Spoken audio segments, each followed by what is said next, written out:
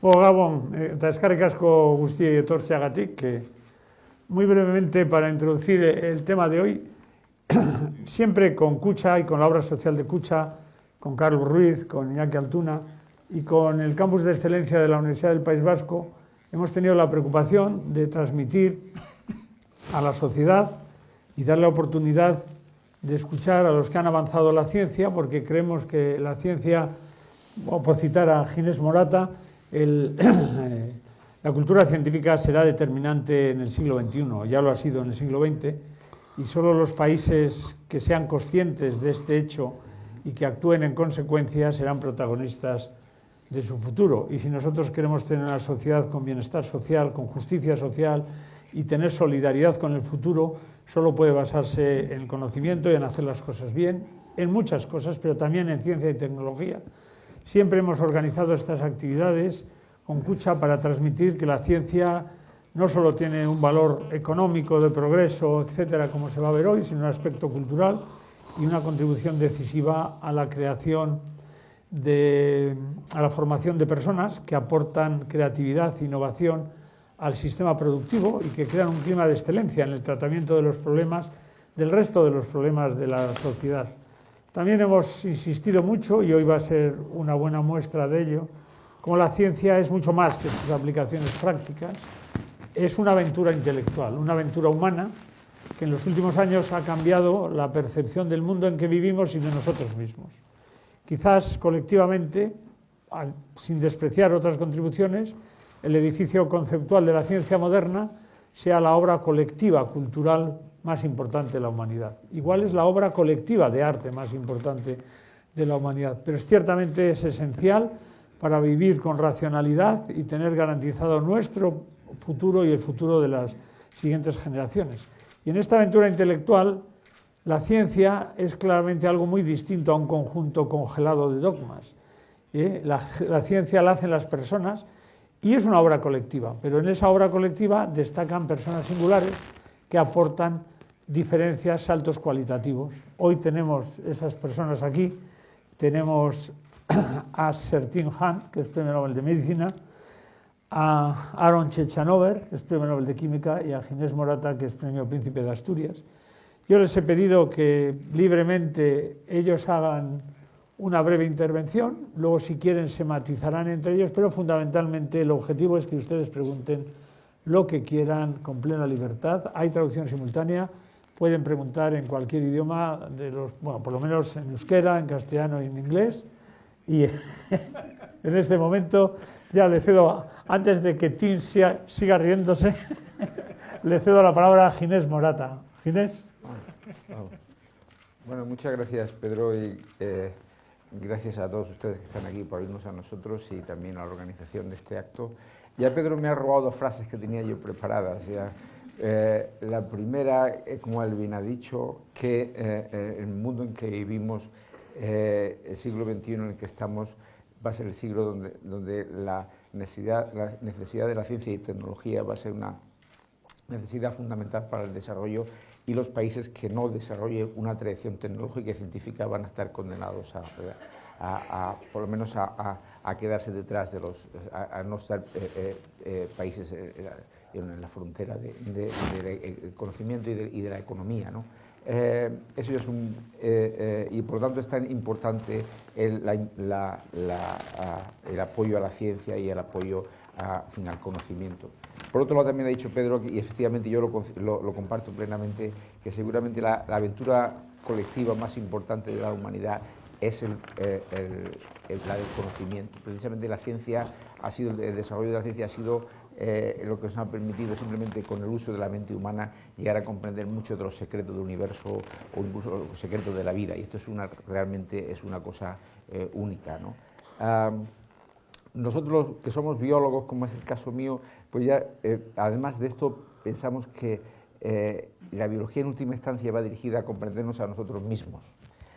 como entes biológicos, y de ahí la importancia que tenemos, que tiene el desarrollo de la ciencia, en este caso de la biológica, para comprender la esencia última del ser humano. De hecho, como ustedes saben, en el año 2000-2001 se presentó el primer borrador del genoma humano, que ahora ya está mucho más perfeccionado. El genoma humano es uno de los ejemplos en los que ahí tenemos un muestrario de conocimientos único. De última instancia, todo lo que nosotros somos, qué aspecto tenemos y lo que pensamos y hasta cómo nos comportamos está escrito en un lenguaje monodimensional que está escrito en el ADN. Entonces, en última instancia, la esencia última de nosotros mismos está escrito en el ADN. Y eso ya no lo conocemos de todo, conocemos un primer borrador, pero hemos aprendido algo que es absolutamente fundamental para la propia comprensión de nosotros mismos. Y no solo está este asunto del conocimiento íntimo de nosotros, sino también las implicaciones, digamos, biomédicas y de todo tipo que tiene este tipo de conocimientos. Yo suelo decir que así como nosotros no podíamos predecir el desarrollo, por ejemplo, de los ordenadores en los últimos 30 o 40 años que ha tenido una explosión tremenda, un progreso rapidísimo, e igualmente sucede con la biología. Después de 30 o 40 años de la tecnología del ADN se ha llegado a unos progresos realmente extraordinarios en la generación de plantas y animales transgénicos. Ustedes pueden imaginar qué es lo que va a suceder dentro de 100, 200 o 500 años. Es simplemente inimaginable. Quizás los historiadores del futuro, de la ciencia del futuro, piensen que el siglo XXI, en el que estamos, sea el siglo donde cambió el paradigma de la especie humana. Dejó de ser una cosa producida por la evolución durante millones de años hasta llegar a una situación en la que, por así decirlo, se podía modificar genéticamente a sí mismo, si es que eso tal cosa fuera conveniente, que es una cosa que tiene que decidir la sociedad.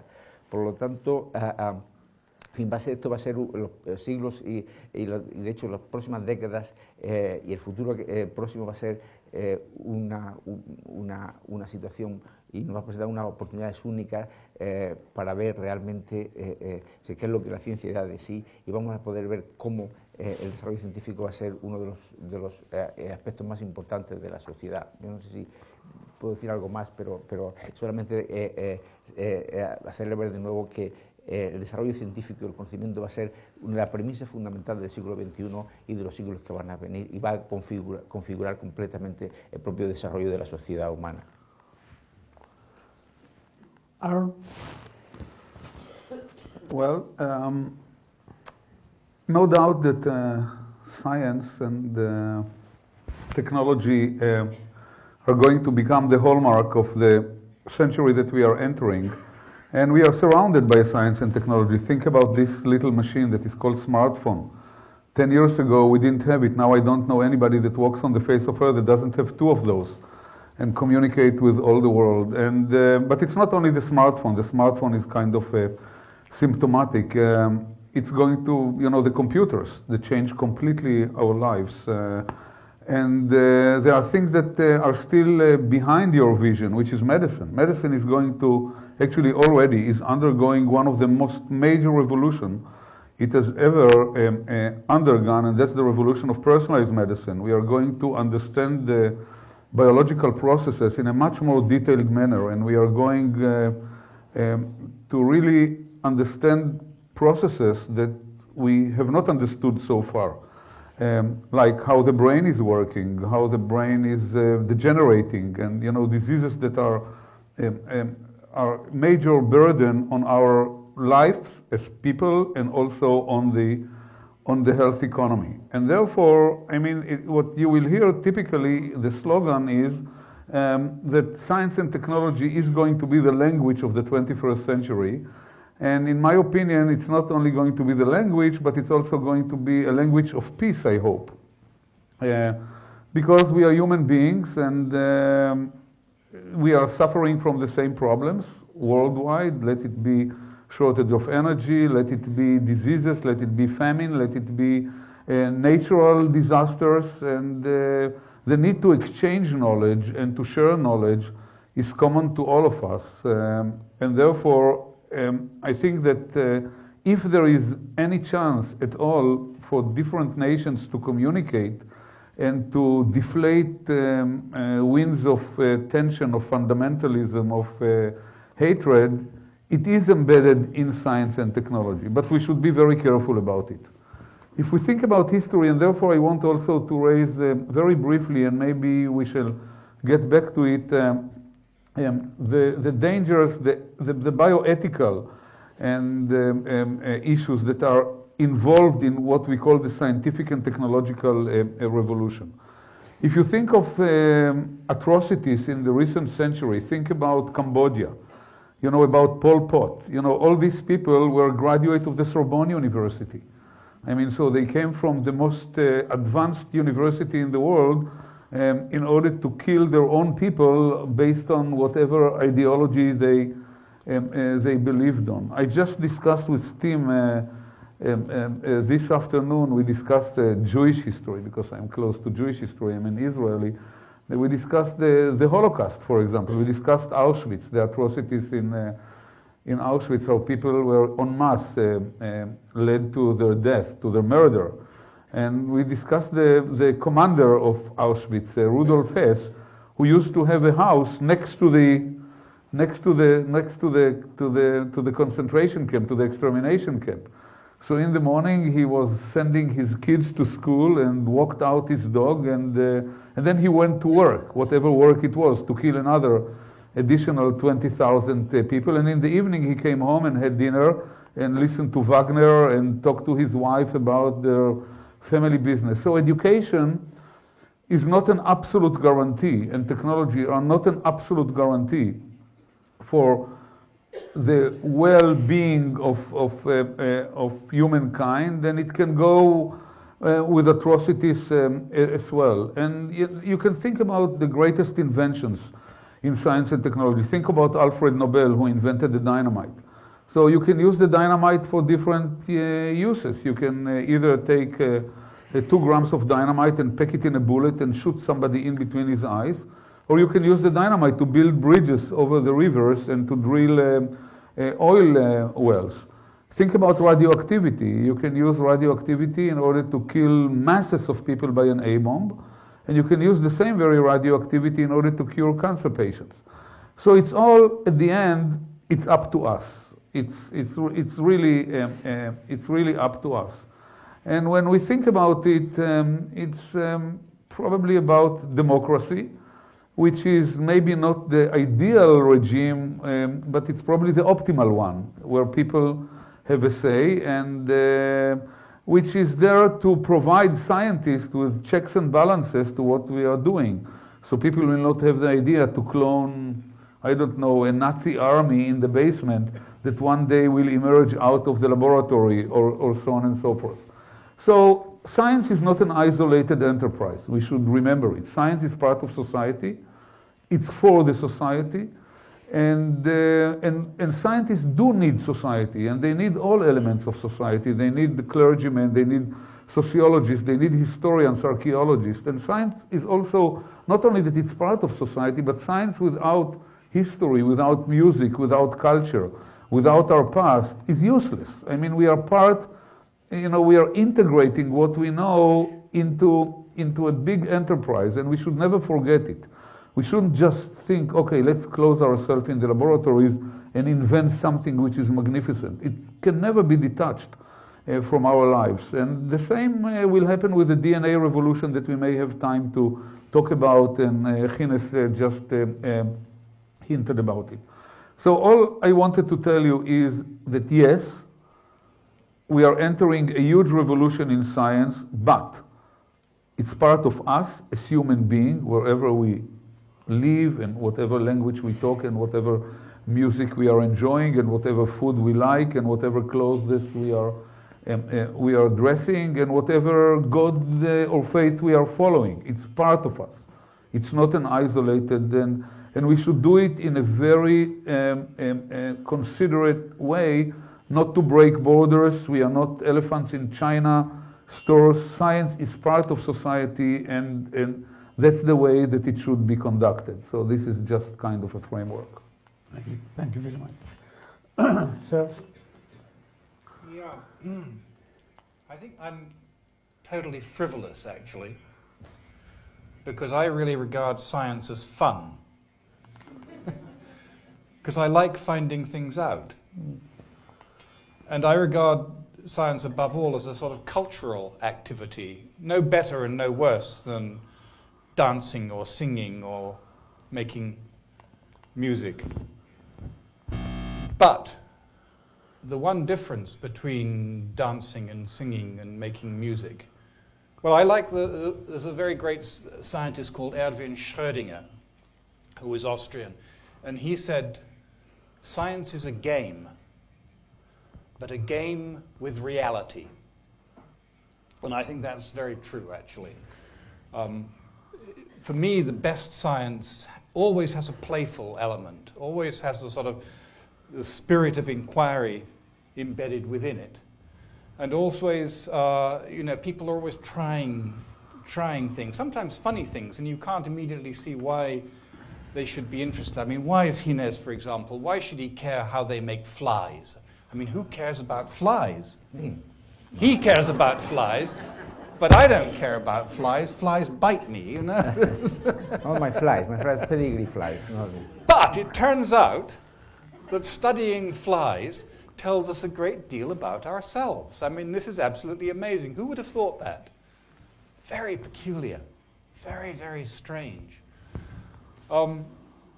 Another good example, so when I was a postdoc working in New York, Richard Nixon declared war on cancer. And unfortunately, we're still fighting that war. It wasn't like many American wars, it wasn't entirely successful.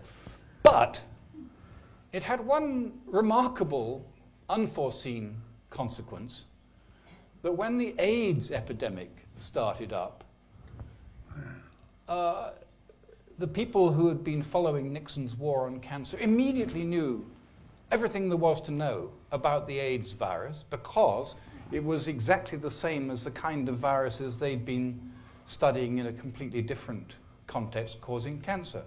And the result was that the progress in combating AIDS was incredibly much more rapid than it would have been if Nixon had not declared war on cancer. So you can never tell. Now, you used the word dogma at one point, and I was sort of surprised about that, because I think the whole point of science is that it is completely anti-dogmatic. That's what I said. You said it. That's what you said. Okay, fine. I said that science is not a frozen collection of dogma. Okay. It came across slightly funny in the translation, not surprisingly. Yeah. No, I mean, I think that this is really, really important to emphasize, that science is all about doing experiments and finding things out. It's actually a very familiar kind of activity, I think, at least as practiced by biologists. Every time, for example, you go to a wine tasting, that's a typical example of a scientific experiment. You're trying to find which is the best wine. And if you go to a really well-designed wine tasting, there'll be a sort of terrible wine at one end of the scale, a really good wine at the other end of the scale, and somewhere in between is the wine that you can afford, you know, and you can translate, you know, I mean, that's the kind of experiment that I do every day of my life. It's very, very simple, just comparing things and finding out, curiosity to find out. Now, this question about, you know, how that impinges on society, I see this as a, you know, I like doing this kind of stuff, and I'm very glad when you pay your taxes and I get to be able to do it. That's great. But I don't think I have any sort of God-given right to do this. You know, if you decided I was dangerous, then that's fine too, actually. I mean, I might fight it, of course, but I might look for somebody else to come and support my activities. But I just sort of like to be left alone in my little corner of the universe and find stuff out. If, in doing that, I find something useful, I'm tremendously pleased. But it's not my business in the first place. Does that make sense? Oh yeah, I'm sure. Okay, so I think, okay. Entonces, ahora el objetivo de esta reunión es precisamente que la ciudad de Donostia, los que quieran venir aquí, sus preocupaciones, sus opiniones, sus intereses, se les presenten a los que están aquí para que ellos comenten y discutan. O sea que abrimos el diálogo, eso sí, tiene que ser preguntas y breves, no pueden ser intervenciones de más de 5 minutos, ni siquiera de más de 2. Siempre es un poco, bueno, ya, iba a decir que es difícil empezar, pero ya veo que no, Andrés. Espera que te den el micrófono. Well, is working? Yeah. Yeah, well, I have seen several opinions, no? It's like, one person say, well, I like to make research, and what is out of it, I don't care, so to say. Or if it's useful, yes, and if not, the other person say that should be something like, we should be responsible, the society should be responsible for the output of science. So I wonder what is the role of the researcher on this thing. So till what point the researcher is responsible for the things is done afterwards with it. So do you have any comments on that? Or any point of views on that? You understand the question? I think so, yes. But maybe Aaron would like to say something about that. Well, I think that the big thing about science is the complete freedom, complete with quote unquote of the scientist to do whatever is on his mind with his own judgment that this is not going to be harmful but rather beneficial. I mean, you know, I can give you only my example. We started out of a curiosity. We asked a biological question that we didn't know anything about it. You know, we started from a plain field. We asked how our body destroys its own proteins, its own components. It was known that we are involved in, you know, generation and destruction. We are very dynamic, and we wanted to understand. People knew already about the construction, but they had no idea about the destruction. And we started like, it was completely vague theoretical question that we started to study 35 years ago. And gradually we peeled the onion, we discovered something, and then people realized that it's important, and they joined us, and more people joined, not us, and then they did independently. And nowadays, it became one of the most important platforms for drug development.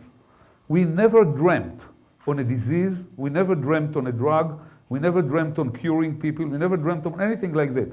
We were just curious, me and my mentor, Avram Hershko, we were just curious scientists that were after a biological question, and all of a sudden, the world finding itself in the middle of a big storm of drug development, and hundreds of thousands of people, their lives were rescued.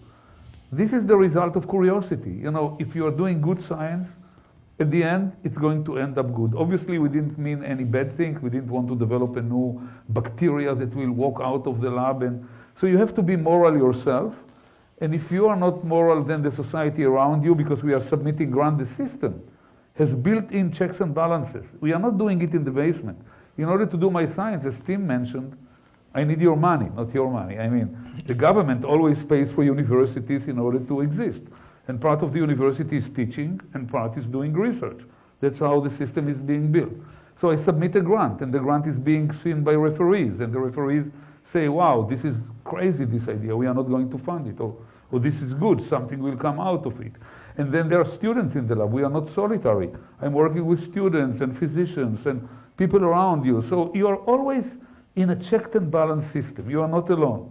So the result is always being, and then you publish your data. You know, publication is the hallmark of science. And then other people see it. So you are never isolated. You are not doing something in the underground and then all of a sudden a bomb is erupting. You're all the time under control, a good control. I mean, you're submitting a grant, you have students, you publish, but Aaron, you lecture. It's not always true that. You know, what about the development of the atom bomb?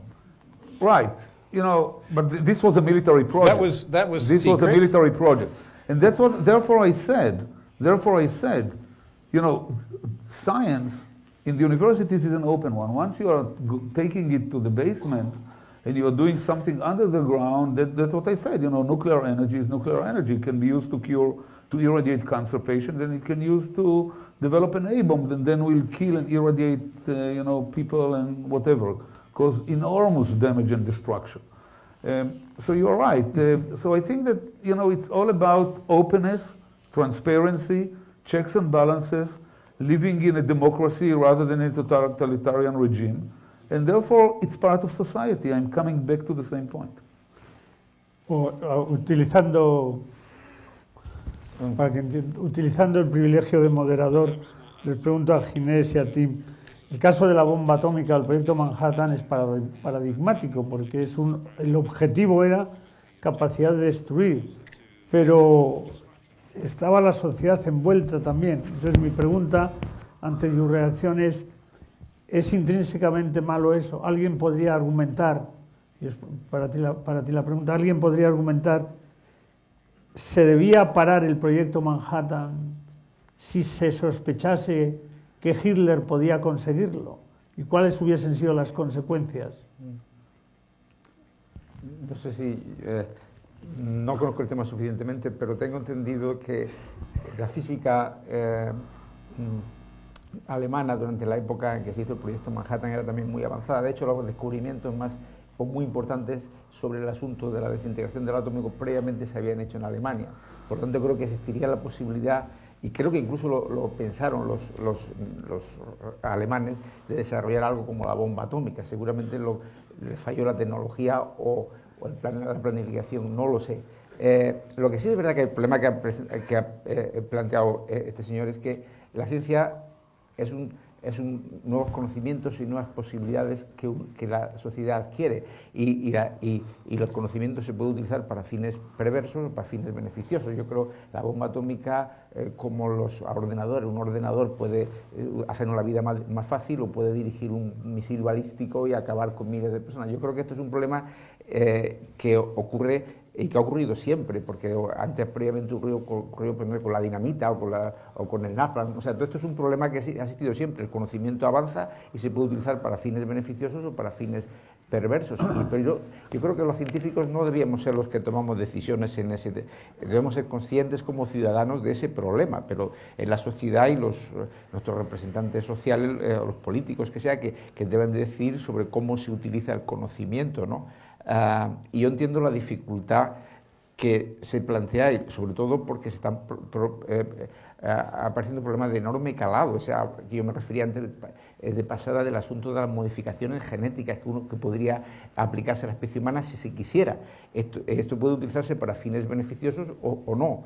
Y estos son problemas que plantea la nueva tecnología y el nuevo conocimiento científico, pero la sociedad como tal la que tiene que decidir, no los científicos, que al fin y al cabo somos otros ciudadanos más, ¿no? En fin, yo iría un poco en esa línea. Yo creo que una de las misiones de los científicos precisamente es proponer a la sociedad estos problemas. Señores, podemos modificarnos genéticamente de forma tremenda y cada vez más. ¿Eso es bueno? Pues a lo mejor hay parte buena y a lo mejor no. Pero entonces, todo lo que decía antes Aaron, hay un desarrollo de la bioética, de realmente qué es lo que es bueno, qué sería aplicable o no sería aplicable, de este o de muchísimos otros conocimientos. Yo creo que esto es un problema que, como cada día es más profundo y va a ser más importante, porque se va a plantear una y otra vez y cada vez con mayor intensidad en el futuro. Tim? So it's an interesting thing. I mean, the trouble is, if you, as a scientist, if you find something out, it's very difficult to keep it quiet. Yeah. I mean, in fact, the whole point, as Aaron said, is to not keep it quiet. So then if it can be somebody, and you never know how what you find out may be applied.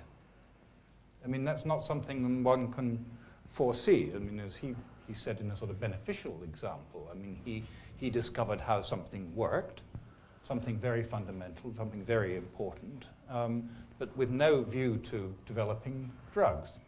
But other people say, hey, this is a great opportunity, let's develop a drug, because this will cure Alzheimer's disease and this and that and the other. It's wonderful. So, it's the original question was about the responsibility of the individual scientist. And there are strange things. I mean, for example, in most of the USA, you're not allowed to use federal funds to develop human stem cells. I mean, this strikes me as completely crazy because, you know, and in our field, the greatest likely advance in the near future will be actually the ability to grow spare parts. So if, for example, you are a diabetic, we would like to be able to grow a brand new pancreas, which worked properly, which you could implant. And I think we're surprisingly close to that kind of technology. I mean, it works better in some cases than in others, but I'm very optimistic the next 10 or 20 years we'll see that kind of spare part thing. So to say, you know, no, that's too dangerous, or, you know, we have moral objections because you have to start with dead babies. I mean, I think that's what the problem is with the Americans, misunderstanding the whole concept completely, actually. I mean, you don't have to start with a dead baby. You can do it from, just take a cell off your back of your hand and do it these days. So I'm not too keen on people telling you what you should and should not do. And I do think that it's very hard to predict, in the case of genetic engineering, for example, what the consequences might be. I mean, actually, genetic engineering, unfortunately, doesn't work terribly well. My wife is a genetic engineer, and I always tease her because you know, they can cure one or two diseases very well, but the sophisticated things, you know, like cystic fibrosis, really doesn't work, and it would be great if it did work, you know. And but no doubt somebody would find a sort of ghastly way of controlling, you know. I don't think it's very likely. I don't think, you know, if you think that you're going to control people's minds by injecting some DNA into their brains, I don't think that's on the horizon or at all plausible. Because despite what Ginés said, we can't really read the instructions in human DNA. I mean, for example, human DNA is, I think, 99% identical to gorilla DNA? So the question is, how come gorillas can't talk? I mean, we don't know whether they can think, but they certainly can't talk very well. So, you know, the DNA is nearly identical. I think you're quite right. But, efectivamente. Sorry, I'm getting off the No, tienes razón. O sea, la posibilidad de intervenciones genéticas, sobre todo en la especie humana, en el caso de que fueran deseables, están muy lejos en el futuro. Eso es verdad. Pero hay que saber una cosa, y es que los humanos compartimos más del 60% del ADN con las moscas, con los gusanos y con todo el reino animal. Por lo tanto, y hoy en el caso de las moscas y también de otras especies, pero sobre todo de la mosca que está más avanzado genéticamente, la tecnología es más avanzada, ustedes pueden pedir que haga una mosca casi a la carta, con los ojos de color que quieran, cuantas alas como quieran, las patas donde ustedes las quieran. Podemos modificar el cuerpo de la mosca como queramos, o casi como queramos, indicando una capacidad de intervención genética elevadísima. Esto es, desde luego, imposible en humanos y posiblemente está inconcebible ni siquiera planteárselo hacerlo, ni pretendo tal cosa. For the time being. For the time being. Lo que sí, pero les digo una cosa, llevamos 30 o 40 años de ADN. El día que llevamos, que hay de tecnología del ADN, el día que sean 100 años o 200 años, es simplemente imposible. Yo no propongo que se hagan este tipo de cosas, lo que sí señalo es que la tecnología y en algunas especies existe para profundas modificaciones genéticas y que todo el reino animal, incluyendo la especie humana, compartimos con los demás animales pues más del 60% de los genes. Por lo tanto, la organización genética es muy similar. Es verdad que hay muchísimas cosas que no se entienden, pero claro, esto acaba de empezar y estamos empezando un poco planteando cara a un futuro quizás que no veamos nosotros, pero yo tengo 2 nietas y a mí me gustaría saber lo que mis nietas, cuando sean adultos como yo, sabrán y podrán hacerse, y realmente me resulta difícil, no es que es difícil, ni siquiera he podido fácilmente imaginar lo que va a suceder dentro de 60 años, porque yo, que llevo en ciencia 30 y tantos años, no podía imaginar cuando yo empecé a hacer ciencia, a mi tesis doctoral, lo que está sucediendo hoy. En fin, ahora tengo un punto de vista un poquito extremo para enfatizar el asunto, pero creo que es un problema importante señalarlo.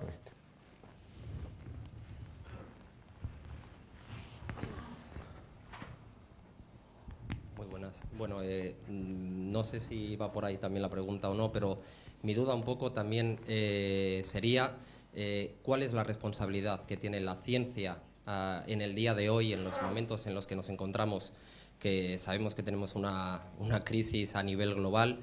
¿Qué responsabilidad tendría el mundo científico para poder avanzar en todo este campo? Y hasta qué punto, porque como bien ha comentado el profesor Aarón, básicamente cuando estudias en una universidad, y bueno, también es mi caso, soy físico, ¿cuál es el papel que debe tener el científico para decidir qué proyecto es interesante para el avance tecnológico y cuál no? Porque es dinero del contribuyente el que estamos utilizando para poder investigar algo que yo en vuestro campo no lo conozco mucho, pero como físico puedes estudiar en temas que realmente avancen en la sociedad y tengan una cierta repercusión, y qué temas no. Entonces, ¿hasta qué punto nosotros tenemos que ser las personas que decidimos? ¿O qué opináis un poco sobre eso? No sé si me habéis entendido o no. I think that's a very good question. But it seems to me that, in my experience, there are two kinds of science, if you like, and both use the same kind of methods for investigation. One is the very applied project, like you mentioned. I mean, how can we deal? We're all burning all this fossil fuel. We understand that. The CO2 concentration in the atmosphere is rising. The average temperature on Earth is rising. The polar ice caps are melting. I don't think there's very much doubt about that. So what should we do about it? Well, it seems to me the scientist's responsibility is to at least make sure that the data are completely accurate and that we're not being, there's no ideology involved. You just tell the politicians, the people who can do something, the absolute truth, unvarnished truth, with all the uncertainties that science usually has accompanying it. I mean, scientists are notoriously, well, on the one hand this and on the other hand that, and I wouldn't like to say. But I mean, that's a practical problem which requires solutions, and it requires careful measurements, it requires careful policy decisions, it requires weighing of risks. One obvious thing is that we should generate all our electricity by nuclear power stations, but you tell that to the people who are living next to Fukushima. I mean, it's a real problem, that. Or what do you do with the high-level radioactive waste that nuclear power stations produce? So that's one kind of problem, but that would be sort of dealing with technology and techniques that we already understand to a pretty good extent. It doesn't terribly much require new knowledge. It's technological development. And the other thing that I think most of us are involved with is really finding out more about the way that our world operates, and that's completely different, right? I mean, it requires exactly the same sort of skills, careful measurements, ideas about what might be going on, experiments to test them, but it's done without any aim in particular, of curing some global ill. And I think actually we need both, because the real developments, I think people often don't realize the importance of the concept of discovery in science. You turn over a stone and you find something underneath that you really never expected to find, which sets you going in a completely new direction. And this is the most exciting thing. I mean, this is fantastic high, actually, wonderful.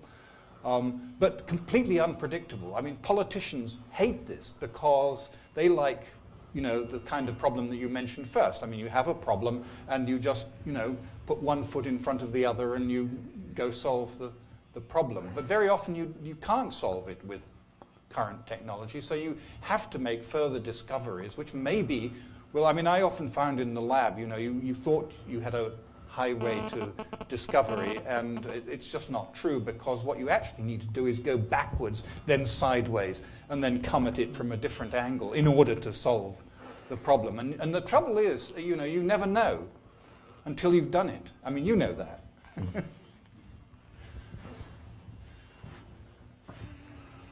Well, the scientific community is a big one, and I think that we can learn from history that a steady state and a balance at the end is being achieved without dictating.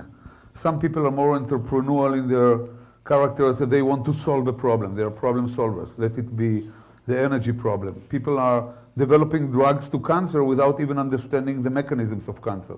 I prefer to go, you know, bottom top and to dissect the mechanism of cancer. What happened in cancer, that we are losing the accuracy of the clock and cells are dividing faster. And then develop drug based on it. Some people are deciding to kind of making a shortcut and develop drugs even without understanding mechanism. And at the end, it's a big community, and solutions are being, you know, without dictating from the top. Because if you push people to do something, you say, okay, now the problem of the world is energy shortage. Everybody is going to work on it. It will not work. For sure, it will not work. History tells us we are a very successful society. I'm talking about the 20th century. That it, you know, it went by motivation, by gut feeling, by talent, by imagination. You just let people go, and if they are really living, you know, again, in the right society, it's working. It is working. History told us it's working. People also go after money.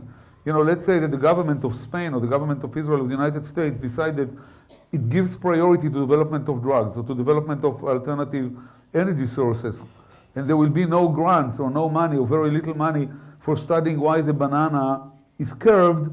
People will not study why the banana is curved, because only the very talented one will find money for that. The rest will go where the money is. So it's like, it's many processes in society. One thing should not be done, and that's dictating. You can never bend human imagination, I mean, and creativity to orders from above. This will never work.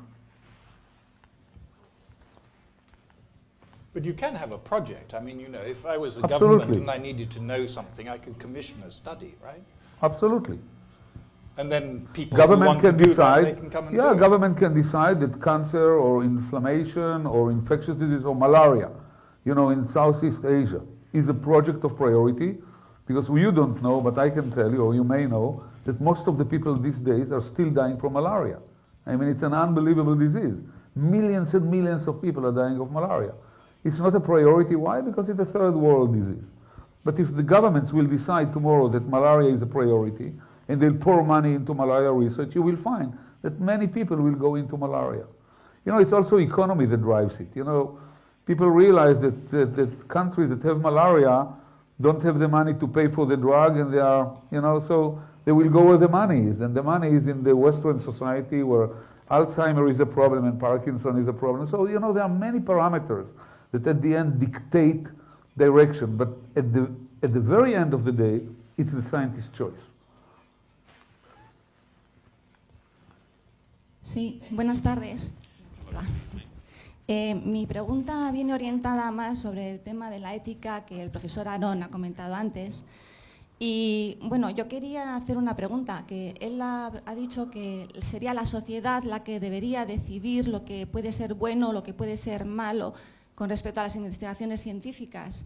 Entonces yo me pregunto, si la sociedad no está enterada de lo que realmente se está trabajando, pues no tiene conocimiento de decidir. Yo pienso que uno de los baremos en los que nos tendríamos que fundamentar es, por ejemplo, en lo que dice la Iglesia Católica. Ginés Morata, don Ginés Morata, tuvo una intervención aquí en el Diario Vasco en el 28 de febrero del 2009, en el que comentó sobre las células madre, que fue categórico en aseverar que los pronunciamientos de la Iglesia Católica en concreto sobre las células madre están completamente desenfocados. Y añadió: creo que no habría que hacerles mucho caso, que de hecho no se le hace, porque ni están bien informados ni su opinión perfectamente legítima vale mucho. Yo quería decirle a Ginés Morata que precisamente el 12 de diciembre del 2008 se promulgó una instrucción vaticana, la Dignitatis Personae, en el que se defendía el desarrollo científico de células madre que no fueran embrionarias, y realmente se están viendo que los avances en ese aspecto, sin utilizar células madre embrionarias, sino células madre adultas, pues se están viendo con el tiempo que son mucho más efectivas que las células madre. Entonces, claro, si hay una información en el periódico en el que se informa esto, la gente, ¿qué va a opinar? al final le está dando la razón a que la Iglesia, lo que dijo en el 2008, pues va en la línea correcta en las investigaciones y se está demostrando eso así. Quería saber qué opinaban al respecto. Gracias. Pues yo creo, Ginés, que tienes que opinar tú, para empezar, ¿no? Me resulta difícil opinar. Lo que es bueno es lo que te leen con atención. Eso es agradable, yo pienso que la verdad es que no recordaba esa manifestación. Yo, pues voy a decir lo que dije entonces, los obispos o los personales de la Iglesia tienen derecho a opinar lo que quieran. Entonces, bueno, pues es verdad que, pero aún queda muchísimo por aprender, que en el momento en que era entonces, y sigue siendo ahora mismo también el momento, las células embrionarias que existen, de hecho en España creo que hay 50.000, si no más, embriones congelados. Estos embriones, humanos me refiero, no tienen ninguna posibilidad de transformarse en seres humanos, ¿de acuerdo? No hay ninguna tecnología capaz de hacerlo, ni tampoco el Vaticano que sea capaz de desarrollar esa tecnología, que yo sepa. Por lo tanto, lo único que se podría hacer con esos embriones, o que parece sensato hacer, que quizás pueden ayudar a algunas de esas células a curar enfermedades o mitigar enfermedades a gente que realmente vive y que existe y que son seres humanos reales, no una cosa potencial. Que realmente cuando se habla de embriones muchas veces uno tiene la imagen que nos han algunos medios de comunicación y algunas instituciones conservadoras nos dan la imagen de un embrión humano es como una especie de feto, casi un niño, y que cuando se habla de células embrionarias está hablando de un grupo de células, 40, 50 células, que es simplemente un grupo de células, no es ninguna otra cosa, ni tiene cerebro, ni siente, ni parece, ni nada. Pero en cualquier caso, ese problema existe y pues al final lo que está sucediendo es que estos embriones periódicamente se van destruyendo, ¿de acuerdo? Por lo tanto, el racho hasta ahora no ha servido para nada, excepto que algunos de ellos pueden utilizarse para algún fin biomédico que pueda ser de utilidad algún día en el futuro. Una vez que digo eso, también es verdad que es mucho más cómodo y mejor, no solo por razones bioéticas, sino por razones biológicas, utilizar cuando existe una tecnología suficiente para utilizar células adultas que no provoque rechazo, idealmente de la misma persona que sufre la enfermedad y puede reconstruir, como decía antes Tim, pues, digamos, el páncreas o cualquier órgano que pudiera servir para mitigar o para curar una enfermedad. Esto es un planteamiento para el futuro que algún día será posible como cualquier cosa en biología, pero ya está alejadísimo de la situación. Por lo tanto, en fin, no tengo nada que añadir a lo que dije, pero ciertamente me reafirmo lo que dije entonces, y yo no creo que la historia de la Iglesia realmente pueda estar muy orgullosa de sus planteamientos científicos, y pues que no quisiera entrar en esa discusión. Una vez dicho eso, sí que efectivamente, en la línea de lo que ha dicho Tim, el tema de las células madre es un tema de enorme importancia biológica. No soy yo un experto directo en ello, trabajo en otras cosas algo diferentes, pero claramente somos conscientes de todos los que hacemos biología, que es una de las grandes avenidas de investigación precisamente para el futuro y con enorme potencial biomédico es la célula madre. De hecho, el premio Nobel de este año se lo ha dado a dos personas, una persona que descubrió hace ya muchos años el potencial de las células madre, por así decirlo, y otra persona, un japonés, Yamanaka, que ha descubierto los mecanismos genéticos que dan pluripotencialidad a una célula. Y eso un poco para hacer ver realmente la importancia que tienen esta tecnología, pero habrá que esperar al futuro a ver lo que se hace con ella. Entonces, en fin, me reafirmo lo que dije entonces, dentro de 15 o 20 años es cuando empezará seguramente a ver el potencial real biomédico de esta tecnología y bueno, y ya veremos qué es lo que sucede. No tengo más que decir en ese terreno. Tim, would you like to comment on that or Not really. Not really, no. I mean, I don't... Another question, please. Sí, vamos a ver. Preguntaba en el siguiente sentido. Cuando se producen investigaciones científicas, muchas veces se desarrollan en un mundo razonablemente cerrado, pues porque no todo el mundo es capaz de entender lo que está pasando en esas investigaciones. Muchas veces a la sociedad le llega cuando haya adelantos tecnológicos que son aplicables en la sociedad, ¿no? Sin embargo, hay otra serie de aspectos que son más de carácter cultural. determinados estereotipos o determinadas formas de pensar que determinadas investigaciones científicas deberían hacer que se desecharan en la sociedad. Pongo un ejemplo, es decir, si verdaderamente la investigación sobre el genoma humano llega a la conclusión de que las razas son exclusivamente culturales, es un ejemplo simplemente, son exclusivamente culturales, muchas veces esto, o sea, el hecho de que los científicos o la comunidad científica se interesara más en ese tipo de divulgación, de esa serie de descubrimientos que ayudarían a resolver estereotipos o determinados tópicos culturales que resolverían problemas de convivencia, de progreso, de formas de pensar que en estos momentos causan problemas. En la época, probablemente, siempre hay gente que diría que no, es decir, probablemente a Hitler nunca lo hubiera convencido nadie de que todas las sociedades fueran iguales por muchos experimentos científicos que hubieran, pero es posible que haya gente de buena voluntad que sigue pensando que hay determinadas cuestiones que las investigaciones científicas ya han resuelto, pero que siguen siendo tópicos que se manejan en la sociedad. La pregunta es si se hace el suficiente esfuerzo por parte de la comunidad científica para resolver estas controversias culturales que funcionan por la sociedad. Well, this is a very touchy question. We should understand nature is neutral. Nature doesn't know about anything. Nature is not a human being. It's not a, you know, there is DNA, and the DNA has a sequence. Whether we discover it and unravel it or not, it's there. And once we discover it, it's also neutral. And then we are coming back to the question what we are doing with it. We can do very good things with it. We can understand mutations that lead to cancer. We can understand mutations that lead to Alzheimer. We can develop new drugs that are not available. Or we can find, like you said, the differences between races and say why certain people are superior or not superior, you know, and bring back Nazi theory and Aryan theories and so on and so forth. But nature is nature. I think nature is, Mother Nature is amenable to research, to opening. We didn't create nature. We are, you know, if you want, biologists are basically tourists in the world of nature. They are innocent, and they are, and it's, again, I'm bringing back the ball to the morality of scientists and to their integration into society. Nature doesn't know anything about it. But one thing should be clearly objected. Because there is some dangers in some research, but on the other hand there are benefits, we should suppress it altogether. We shouldn't go to the DNA sequence.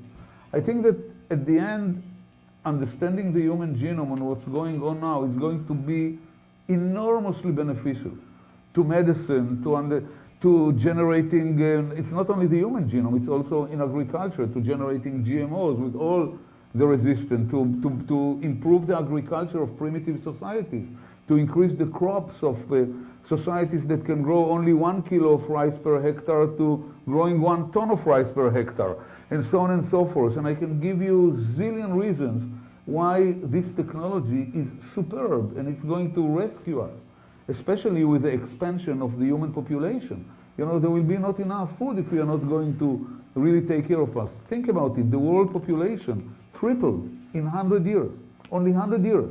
We went up from 2.5 billion to 7.5 billion. In another 100 years, we may triple ourselves again and come to the limit of 20 billion, which is probably the limit of what this Earth planet can sustain.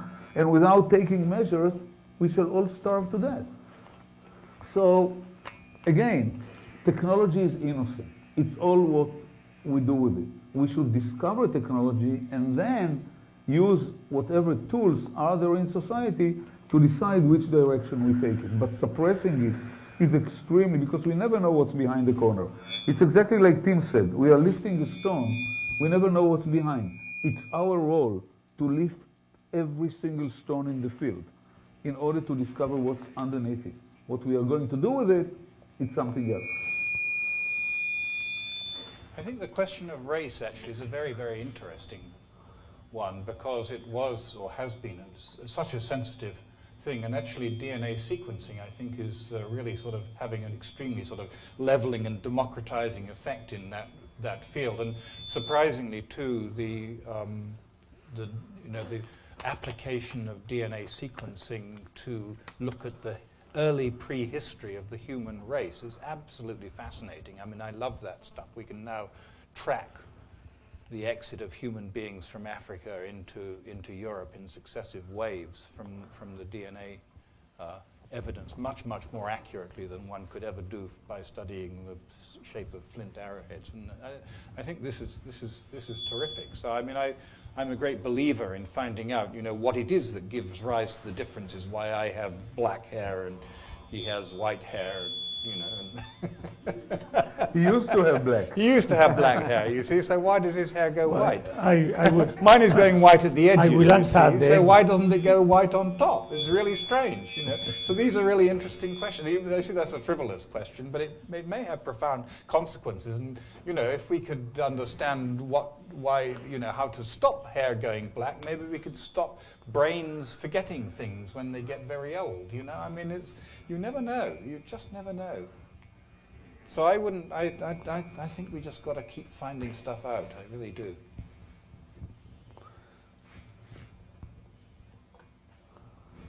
Bueno, estamos aproximándonos al tiempo. Daré luego tiempo a una pregunta. Aprovecho ya para resumir cómo es mi misión aquí. Ha salido, como no, el tema de la crisis y realmente es una preocupación que todos tenemos en qué podemos trabajar los científicos para ayudar. Bueno, en realidad, una reflexión como ciudadanos que todos los científicos se hace es que quizás sea comprensible que se dediquen cantidades ingentes de dinero a arreglar los problemas de los que nos han metido en este lío. Pero sería difícilmente comprensible que no se dedicasen cantidades ingentes de dinero en garantizar la solidaridad con el futuro, en la educación, en la investigación y el largo plazo, porque el largo plazo, ha dicho Ginés, es imprescindible la continuidad de las políticas en algo, en mantener la estabilidad y el proceso que es la investigación científica. Claro, ¿en qué se investiga? Pues eso es. Estamos todos dispuestos a aceptar que los gobiernos tienen la legítima aspiración y el legítimo deseo de los poderes públicos por fijar objetivos a la ciencia. Debe ser compatible con dejarles a los científicos volar la imaginación, jugar, como decía Tim, jugar y seguir lo que su imaginación y sus ideas le persiguen. Y precisamente los ejemplos que se han puesto ilustran.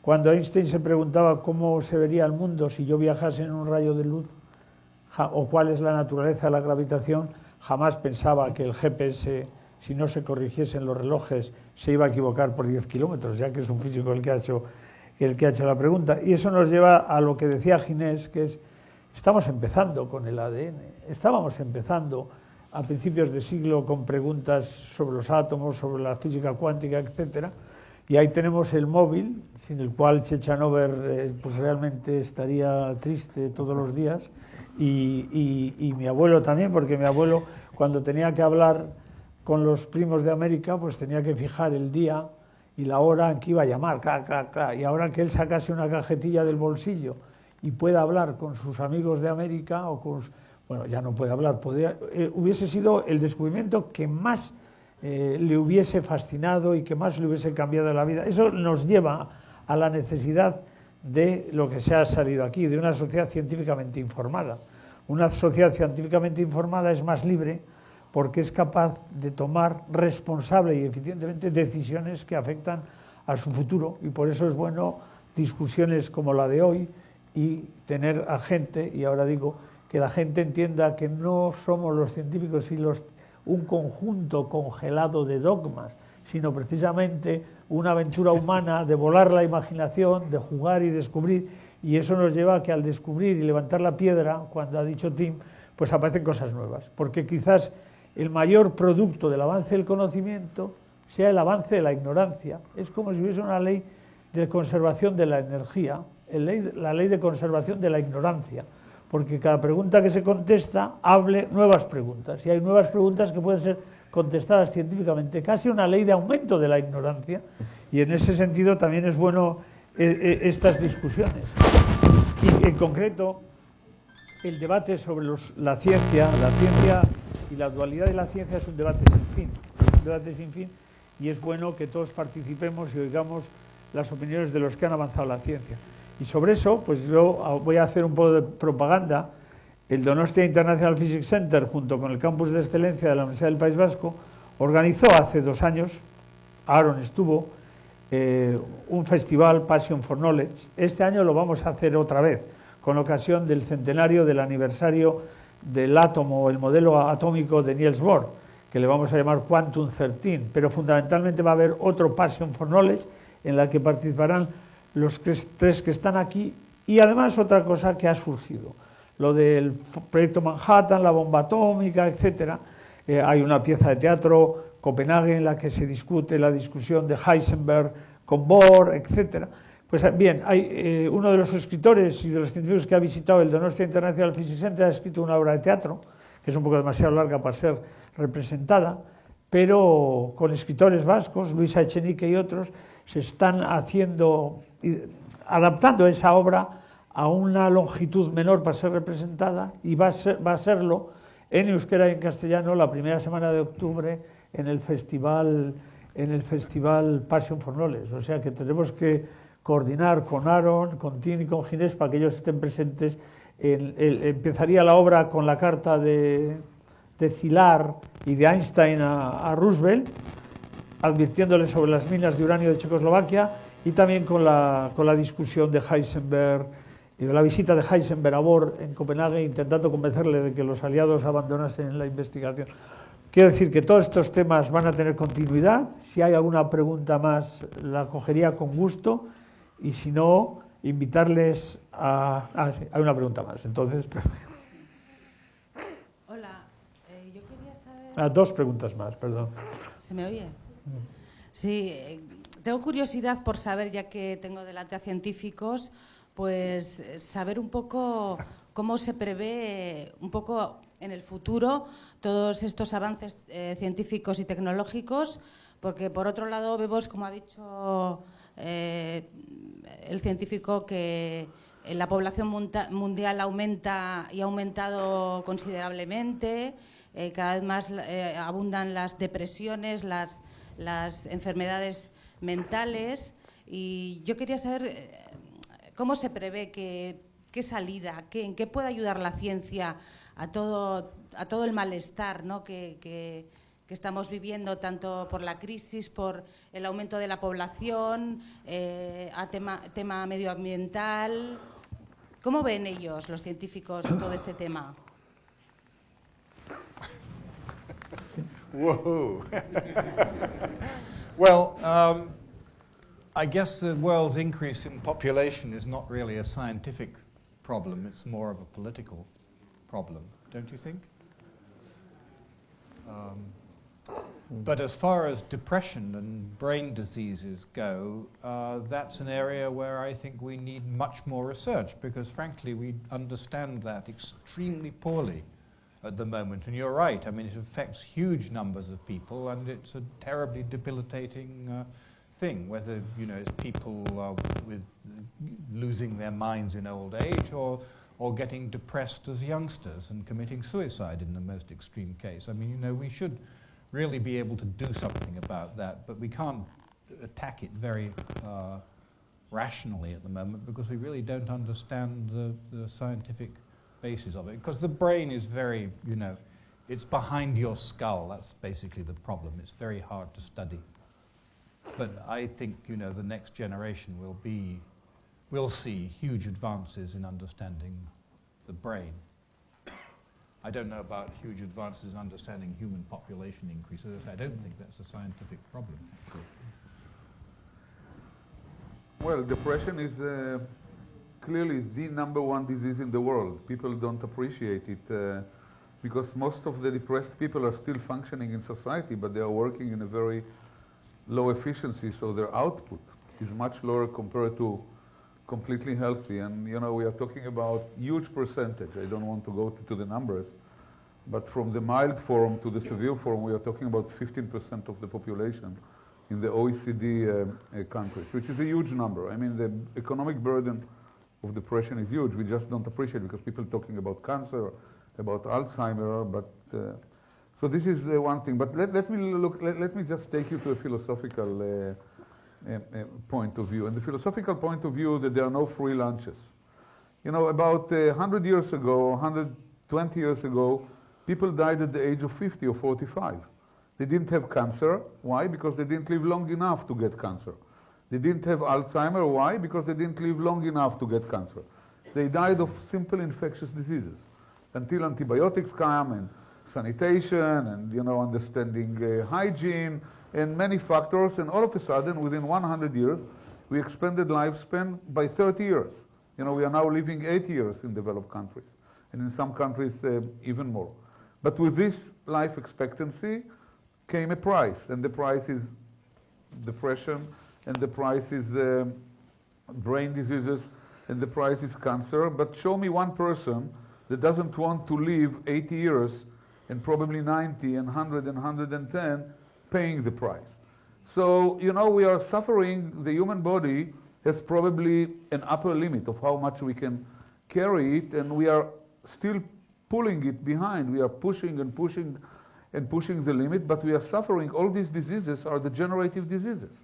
We are degenerating the brain, we are degenerating the vasculature of the heart, and therefore we are suffering from heart attacks.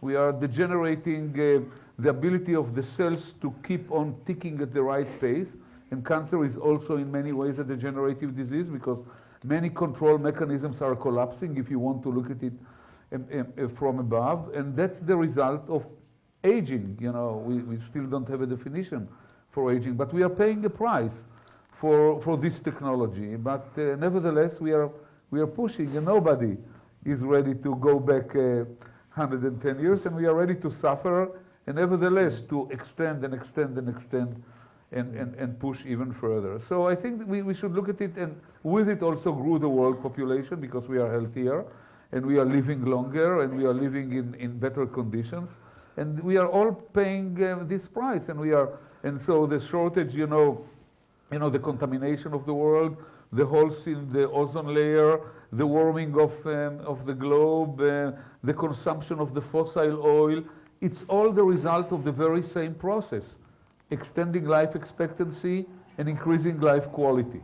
You know, we all want to drive cars, we all want to fly, to ride the train, to do whatever is really harming to the world. We are basically kind of harming nature. We are interfering with a very delicate balance that the world enjoyed until about, you know, maybe 100 and 150 years ago, where society was really living very modest life. We gave a huge push to society in the 20th century, which by far has been the most advanced century we have ever witnessed. I don't know what will happen in the 21st century, but it looks like that we are pushing even stronger than in the 20th century, and with it come a price. So, I mean, I'm looking at it not as, you know, a fun issue, but from a philosophical point of view. You eat lunch, you pay for it. Now you need to think, where do you taking the money to pay for the lunch? And that's how we are moving, and that's it. I mean, it's, you know, we need to have a look from 30,000 feet about what's happening to us.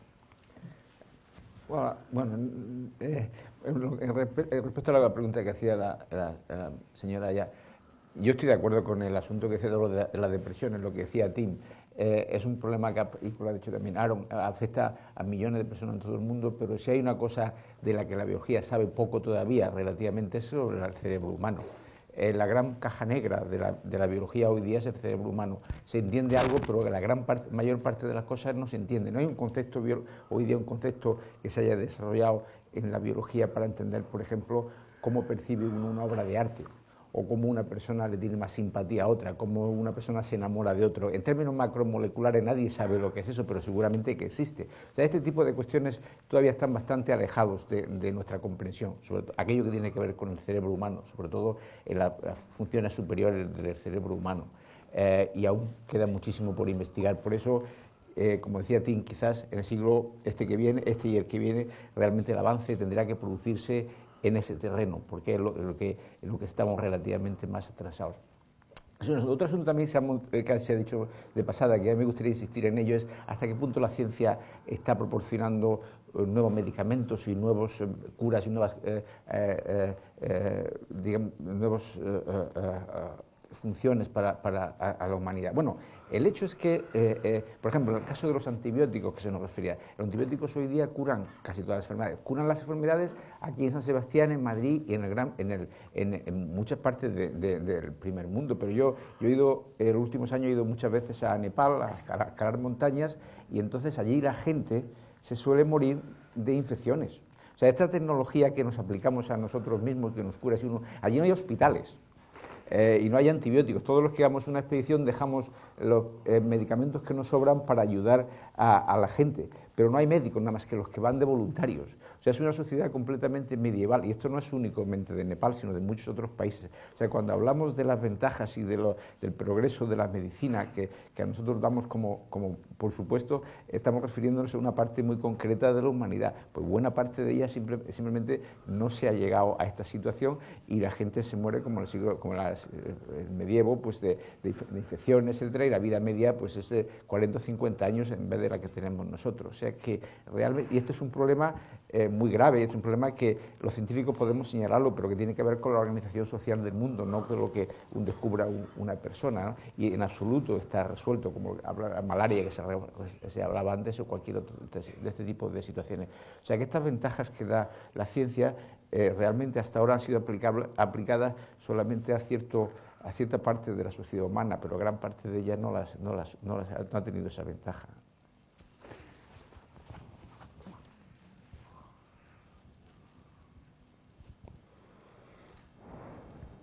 Sí, a ver, quería preguntar, bueno, primero comentar eso. Popularmente está subiendo mucho pues, técnicas como la acupuntura, la homeopatía o las creencias del creacionismo. Incluso hay universidades españolas que están dando créditos a sus estudiantes si participan en algún curso de este tipo de temas. Quería saber qué opinan sobre ello y qué pueden hacer los científicos. Well, not much is the answer. I mean, homeopathy in particular is totally irrational. I mean, you know, it's known to be impossible. I mean, it just doesn't. I can't speak for acupuncture. I have no view on acupuncture. That might help. And creationism, I kind of like creationism, because at least in the form of intelligent design.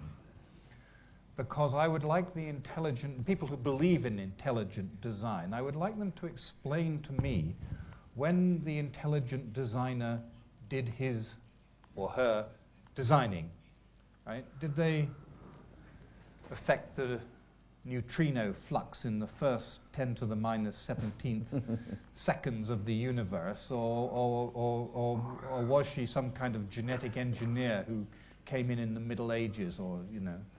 It's really very unclear. I mean, all those people do is to snipe at the ideas of Darwin and the modern structure of the sort of biological synthesis of how we think we operate, and they don't offer any alternative explanation, actually, except that slogan, you know, intelligent design or creationism, which I have to say I don't believe in. You know, you mixed you put three different entities in one sentence. Acupuncture, you know, there is a strong evidence that it does work. You know, the Chinese really, for centuries, found points in the body that pressing them or doing something to them releases what we now know, at least in part of them, endorphins. And for some people it does work. Let me just tell you where it stands in medicine. We are also teaching, you know, I'm a physician, and in our medical schools we are teaching acupuncture, because in certain cases it does work. It does work. It's scientifically founded, but we should be very careful. Why we should be very careful? Because if somebody comes with a pain, you first of all have to rule out any other reason for the pain. For example, a tumor, a cancer that presses against the neurons, against the nerves. Once you rule it out and there is no other reason that can be seen, medicine is limited, we have to admit. Science is limited. We know very little in science. We know very little in medicine. Once you exhausted all other options, all other diagnoses, and you revert to acupuncture and it works, it works. I can tell you For me, it did work one time. I was caught in an unbelievable back pain. I knew what happened to me. I did a wrong movement, and I went to a physician, a good friend of mine, and within a minute, he released me. A minute, like that. So again, you know, within a context, it does work. Now, creationism is something, again, you know, we are scientists. You have, again, to understand, and I want to emphasize it again and again. There are no society and scientists as two worlds. We are part of society. I grew up. At one stage, I decided to go to study medicine and biology, and my friends decided to become accountants, and the other one decided to become an engineer, an architect, and a lawyer, and whatever. We are part of you. We are not, you know, one against the others. And all what we are doing, and again, science is neutral. You know, I'm ready to believe in anything that people will convince me is scientifically sound, whatever it is. The problem with creationism, as Tim said, and with homeopathy and whatever, that it has never, you know, entered. Science is a method. What is science? Science is not a belief. Science is not a faith. Science is not a God. It's not Jesus. It's not Muhammad. It's not the Jewish God. It's not Buddha. Science is a method by which people are talking and are using a way to prove. It's like geometry. To prove to one another that something is working. It's about disclosing and unraveling the secrets of nature. And for me, I don't know how you call it. You can call it homeopathy, you can call it creation, you can call it whatever you want, provided that you show me and him, and that we all agree, based on our common language, that it is indeed based on scientific foundation. It's not that I'm against or for. I'm reared up, I was grown up on a method that I believe in it, which is the scientific method. It's not a faith, again, it's not a religion. The problem in society is, first of all, society is very diverse, and you know it. You know, we are made, the human aquarium is probably the most diverse aquarium you will ever find in the world. I mean, people are people. Second, science is really limited. It's limited. We understand very little. We just talked of the brain. We understand nothing of the brain. Nothing, almost nothing of the brain. And people are a little bit, you know, they are desperate. You know, they have a disease, they have a problem, depression, cancer and that, and medicine and science cannot help them, so they resort to something else. From time to time, they believe it helped them, let it be. But still, it doesn't make what helped them a scientific method. Science, the temple of science, allows in only methods and findings that obey the scientific rules. That's all. Again, we are not gods, we are not sitting in temples, we are sitting in laboratories, in universities that are being built by governments, they are all open, we are transparent. And I think that this evening is really exciting evening. You know, I look in front of me, I see the hall is packed with people who are curious, who are interested. We are conducting a dialogue, and I'm your colleague, I'm part of you. I'm not coming from ET, and after this meeting, I will take my space craft and fly out.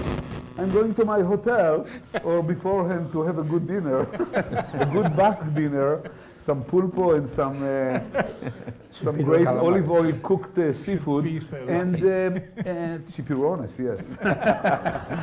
And so, you know, it's all about a dialogue and about understanding what the system is. And, you know, whatever obeys the scientific rules should enter. That's all.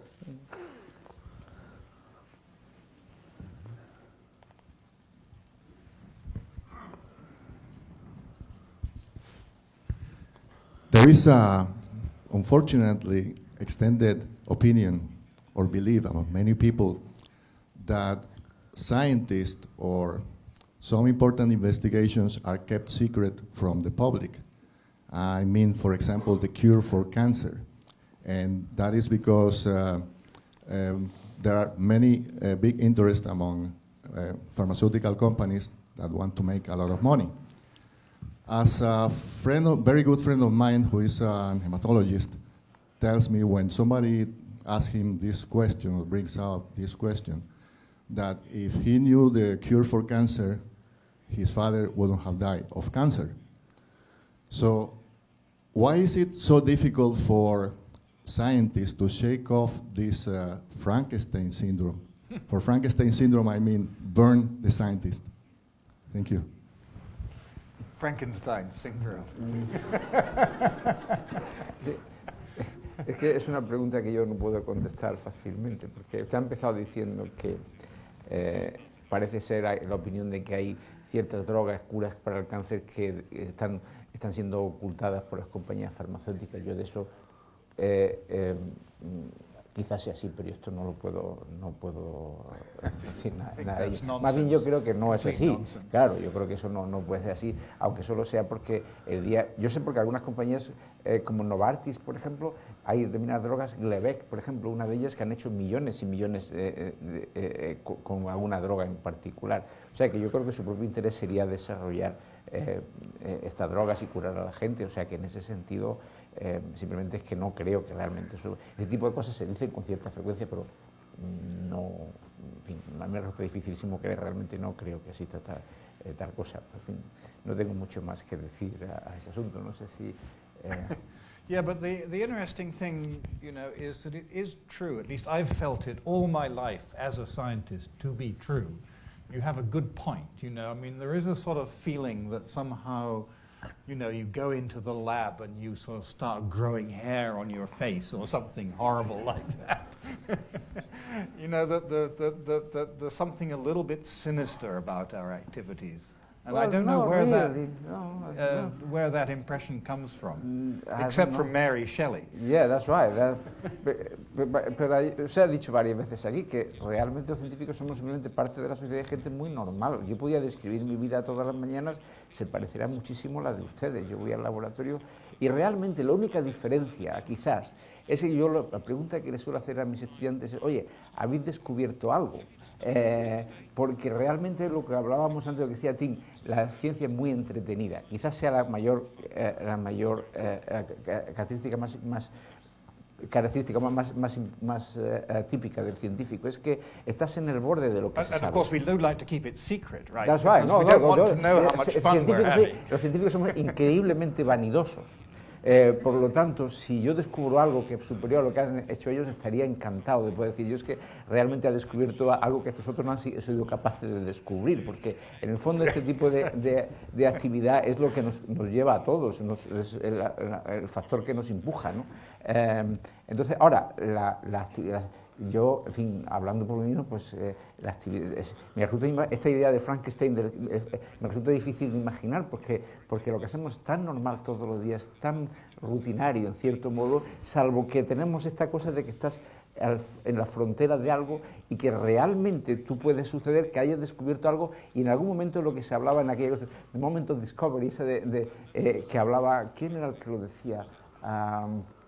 Me parece que el que descubrió el SIDA, me parece que el SIDA era un virus, decía que en un momento esta persona había descubierto que la única persona que sabía en el mundo que realmente el SIDA lo producía un virus y no cualquier otra cuestión, como se decía entonces, fue él. Entonces, eso es muy satisfactorio, ¿no? O aquel otro momento en la noche de que Jim Watson estaba calculando, poniendo juntas las bases del ADN, y mientras Crick estaba por ahí entretenido, él se dio cuenta de cuál era la estructura del ADN y por primera vez en la historia de la humanidad alguien había descifrado algo tan importante como era la propia estructura de nuestra información genética, ¿no? Eso sí que es una cosa que ese momento del descubrimiento quizás sea los momentos verdaderamente gratificantes de un científico, ¿no? Aquello que realmente ha descubierto algo, no se sabía y yo acabo de desvelar una especie de secreto de la naturaleza. Esto ocurre raramente y a la mayor parte de las personas nunca les ocurre, pero sí que es lo que quizás nos distingue. Pero por lo demás tenemos una vida de lo más rutinario y esta idea de convertirnos en alguna especie de monstruo en el laboratorio, a mí nunca me ha sucedido, no sé si a estos otros. Let me take your question seriously. You are wrong and right. You are wrong in the sense that I don't work for a pharma company, and if I discover any secret of cancer, the next day I will publish it. I will patent it, but I will publish it. And it will become public, and if one company will not take it, I will look for another one, and if not, I'll start my own company. I don't believe in such a thing. I don't really believe so. But You're right in the sense that the pharma companies are in many ways dangerous. In what way they are dangerous? They are private companies. They don't belong to the government. They have shares in the market. They have a CEO. They have a board of directors. And what the board of directors want to see at the end of the year is that the share is going up. And they have their own interest. So from time to time, and now we see it, they hide data on side effect of a drug when they are trying to market it. So they will not warn. Merck, for example, knew that Celebrex, which is a very successful anti-inflammatory drug, has a heart side effect. It can cause myocardial infarction, heart attack. They never disclosed it. And then people started to get heart attack, and they sued them, and then they went back to the data, and they discovered it, and unfortunately, a very good drug has to be removed from the shelf. Instead of warning the people, you know, in 100 cases it will help you, you know, your rheumatoid arthritis or whatever disease, but there is a 1 to a million chance that you will get a heart attack. Yeah, there is 1 to a million chance that tomorrow when I fly Iberia back home to Tel Aviv, the plane will crash. But nevertheless, I fly, knowing the risk. There is a 1 to 1,000 chance that once I start driving every morning my car, I will be involved in an accident. But again, this is the price that we are paying for our lunch. But because they were secretive and they didn't disclose it, all of a sudden, you know, a fog of mystique came about it, and they were subjected to a lawsuit, and at the end, you know, more harm was caused than benefit. Another thing is that the companies have an interest. They decide what to develop and what not. Take, for example, antibiotics.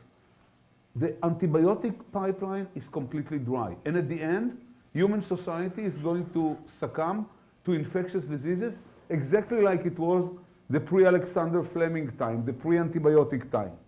Why they are reluctant to develop antibiotics? Because of two reasons. First of all, every drug costs a lot of money to develop. We are talking between $500 million to $2 billion of development of any single drug. Then antibiotics are very short-lived. They are interested in developing drugs that the patient will take forever. Chronic, you know, take hypertension, yes, because you have to treat yourself for a lifetime. Beta blockers, you know, statins to reduce cholesterol for the rest of your life. Every month, you are putting $300 into their cashier. That's what they are interested. They are not interested in drugs that people will take for 2 weeks. They have an infection, they take it for 2 weeks, and finish. That's nothing for them. On top of it, bacteria develop resistance to antibiotics. So they know that even if they'll make a little bit of money, within few weeks or months or years, the antibiotic will be useless. Why? Because all the bacteria will be resistant to it. So I think that here we have something dangerous. That the companies, for example, they will not go to malaria. Why they will go to malaria? Because the people that get malaria have no money to pay for the drug. They are living in Vietnam, in Indonesia, in Thailand, in Laos, in Burma, in places that they cannot afford paying for it. And therefore, the companies are not interested in malaria, though it's #1 killer and #1 morbidity factor in the world. The dangerous thing, that these companies decide for our health. They decide for what they go and for what they don't go. And if they go for something, they also have the practice of hiding something that they don't want for us to discover. But I don't believe that they have, you know, the secret of Alzheimer and then they hide it, because that's not true. But it's true that economical interests have a huge influence on the pharma industry, huge influence.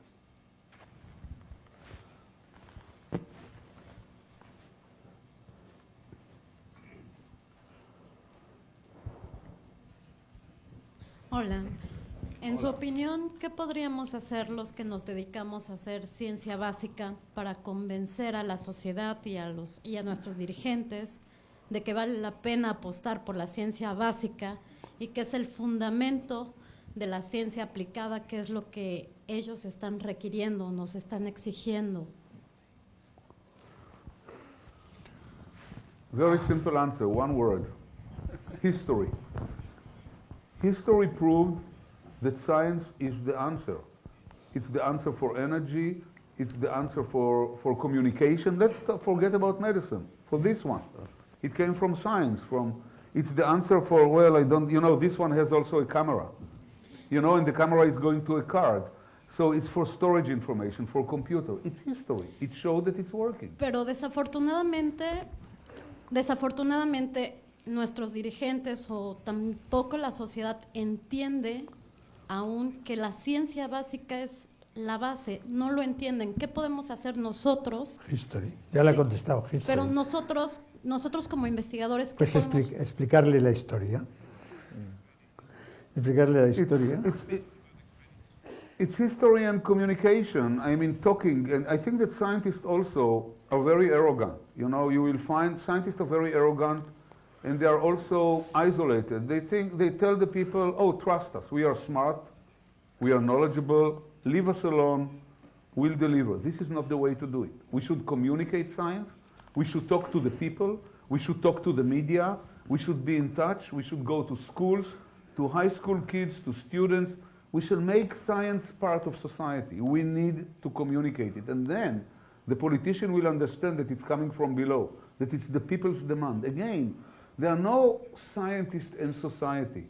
There are scientists that are part of society, but I don't think that scientists have gone to make themselves part of society because of arrogance, because of many, many reasons. We should better communicate science to society and be part of it.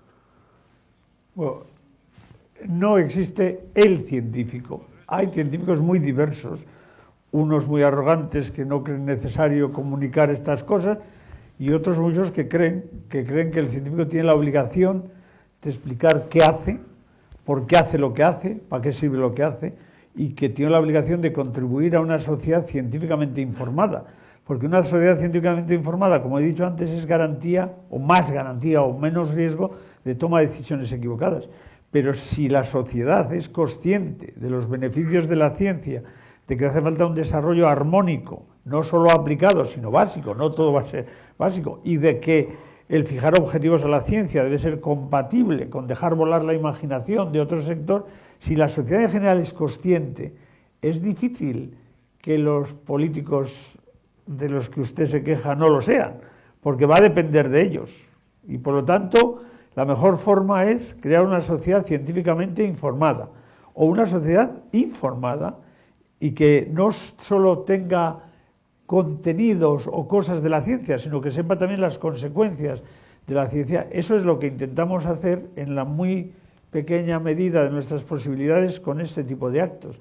Y yo creo que este tipo de actos, lo más importante no son, siéndolo mucho, las brillantes respuestas de nuestros invitados, sino una sociedad que se hace preguntas y que tiene una actitud escéptica, lo cual alimenta un mecanismo autocorrector de los errores de los políticos y los dirigentes. Y con esto concluimos. ¿Qué os parece?